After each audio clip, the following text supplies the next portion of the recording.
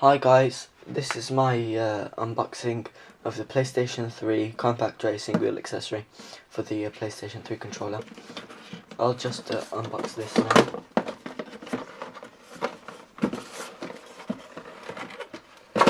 I'll just take this out.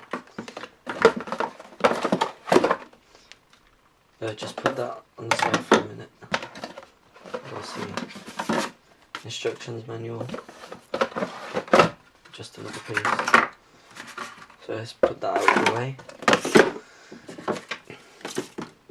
So this is the accessory. Your controller just clips right in, as I'll show you right now. I'll just go and get my controller.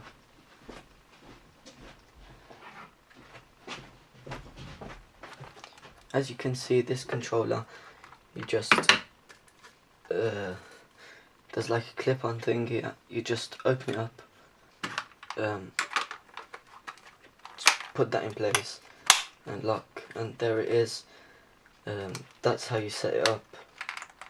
And this has been my unboxing of the PlayStation 3 accessory compact racing wheel. Please rate, comment and subscribe.